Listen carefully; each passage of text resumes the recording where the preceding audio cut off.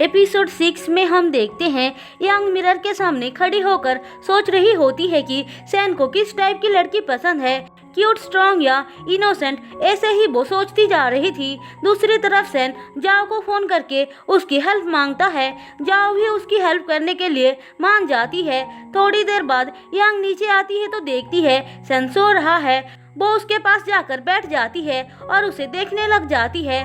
San सुबह जाओ से मिलने जाता है और शादी के बारे में बता देता है। जाओ सोचती है इसका मतलब ये शादी के बारे में सोच रहा है और बेचारी यांग कुछ और ही सोच रही है। सैन बोलता है प्लीज तुम ये बात सीक्रेट रखना। जाओ हाँ बोलती है।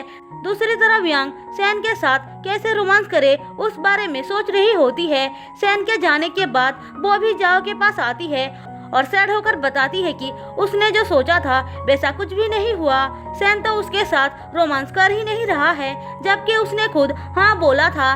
जाओ उसे बताना चाहती थी कि वो गलत सोच रही है, पर सैन ने उसे शादी की बात सीक्रेट रखने के लिए बोला था, इसीलिए वो उसे चाहकर भी बता नहीं पा रही थी। अब सीन शिफ्ट होकर हमें चैंग और यूमो को दिखाया जाता है।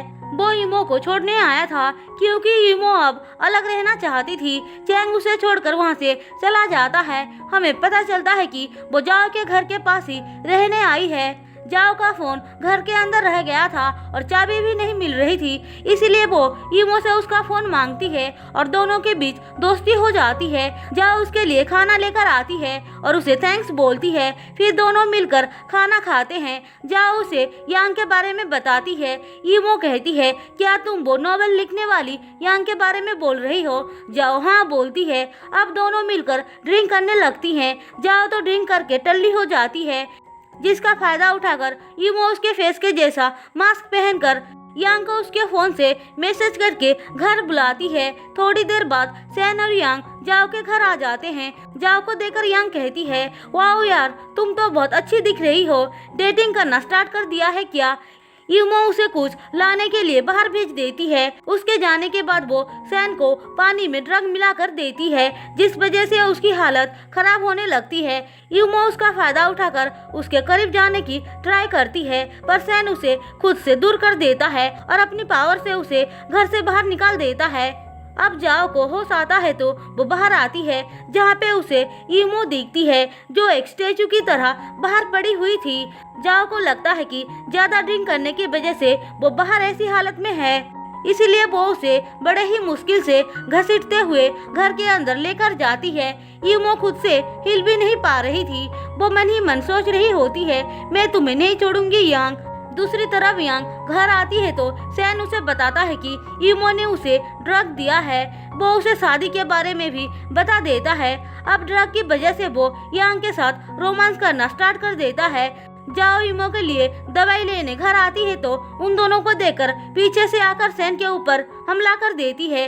उसे पता नहीं था कि वो दोनों सैन और यांग है। दूसरी तरफ यूमो ठीक होने के बाद एक सुनसान सी जगह पर चली आती है। अब उसकी हेयर कलर भी चेंज हो गया था। वो बदले की आग में जल रही थी।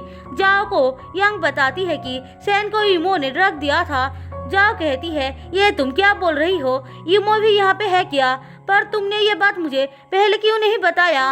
अब सैन और यांग घर आकर अपने फ्यूचर के बारे में बात करके खुश हो रहे थे।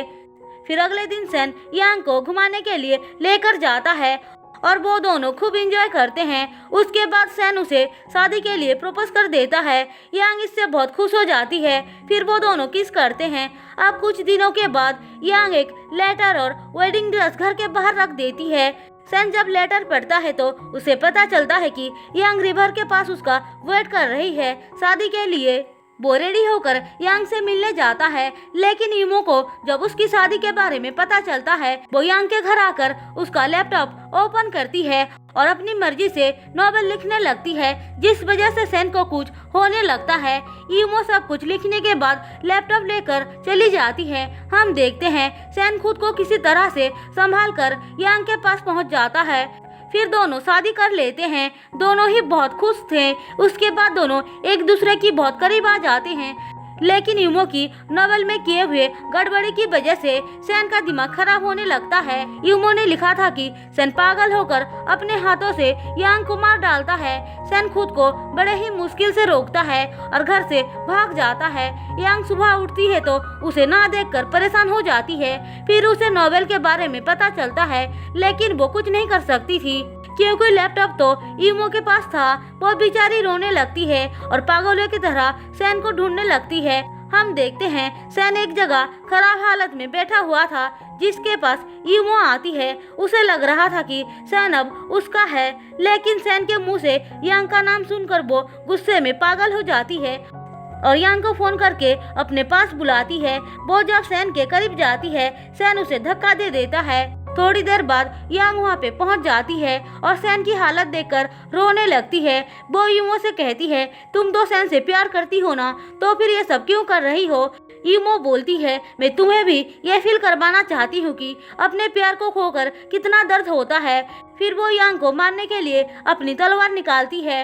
वो उसे मारने के लिए जैसे ही तलवार उसके तरफ बढ़ाती है, उसके सामने सैन आ जाता है और उसे चोट लग जाती है। सैन कहता है, अब तो सुधर जाओ यूमो और जाके अपनी लाइफ अच्छे से जियो। यूमो चुपचाप वहाँ से चली जाती है। यांग सैन के लिए बहुत रोती है। सैन उसके बाहों में ही अपना दम तोड़ देता है। अब यांग को हम बाथटब में देखते हैं। वो उठते ही सोचती है क्या वो सब सपना था। फिर वो सैन के साथ बिताए हुए मोमेंट्स को याद करने लग जाती है। फिर वो नॉवेल में लिखती है, सैन को यांग नाम के एक लड़की आकर बचाती है। बाद में वो दोनों एक दूसरे से प्यार करने लग जाते हैं और खुशी खुशी अपनी लाइफ बिताते हैं। अब यांग नॉवेल की वजह से बहुत फेमस हो जाती है और उसके बहुत सारे फैंस भी बन जाते हैं। उसकी मैनेजर कहती है, अब हम यांग के सबसे बड़े फैन से मिलने जा रहे हैं। ऐसा बोलकर वो उसे स्टेज पे बुलाती है, जिसे देखकर यांग देखते ही रह जाती है क्योंकि वो कोई और नहीं सैन होता है। यांग उसे देखकर उसके पास आती है। सैन उसे देखकर मन में कहता है, माफ करना इतना वेट करवाने के लिए। इसी के साथ इस कहानी की दी एंड होती है। दोस्तों, अगर आपको मेरी एक्सप्लेनेशन पसंद आई हो तो चैनल को सब्सक्राइब और वीडियो को लाइक जरूर कर देना।